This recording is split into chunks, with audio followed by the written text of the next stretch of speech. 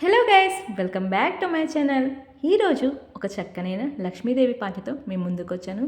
శ్రావణ మాసంలో లక్ష్మీదేవిని ఎలా పూజిస్తాము, ఈ మార్గశిర మాసంలో కూడా లక్ష్మీదేవిని అంతకంటే ఎక్కువగా ప్రతి గురువారం పూజలు చేస్తారు.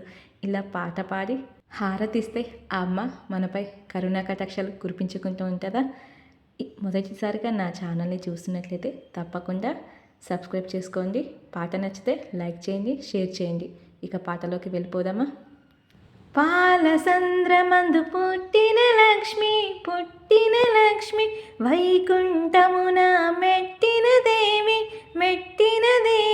పరుగు పరుగున భక్తుల కోసం దివు నుండి భువికి దిగి వచ్చిన రోజు చెప్పలేని ఆనందం మదిలో గొప్పగా ఉంటుందోయి. చెప్పలేని ఆనందం మదిలో గొప్పగా ఉంటుందోయి. చల్లని తల్లికి మల్లెల మాల మమతల తల్లికి మందారమాల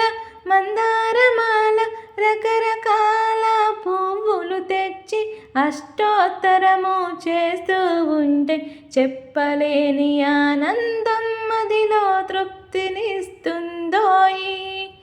చెప్పలేని ఆనందం మదిలో తృప్తినిస్తుందోయి.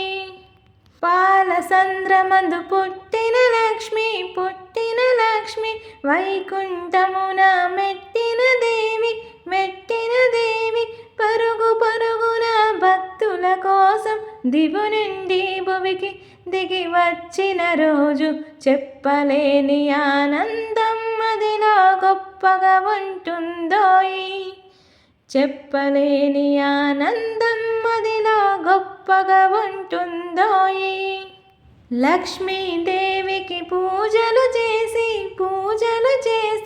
అష్టలక్ష్ములకు హారతులేస్తూ అమోఘమైన నైవేద్యములు అమ్మకు నిష్టగా సమర్పిస్తే చెప్పలేని ఆనందం మదిలో గొప్పగా ఉంటుందోయి.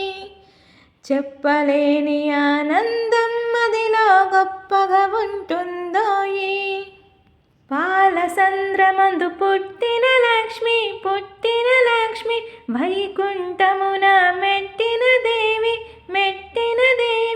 పరుగు పరుగున భక్తుల కోసం దివు నుండి భువికి వచ్చిన రోజు చెప్పలేని ఆనందం మదిలో గొప్పగా ఉంటుందోయి.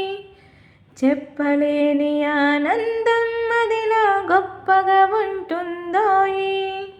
ఈ పాట కనుక నచ్చినట్లయితే తప్పకుండా లైక్ చేయండి, షేర్ చేయండి, సబ్స్క్రైబ్ చేయడం మాత్రం మర్చిపోవద్దు.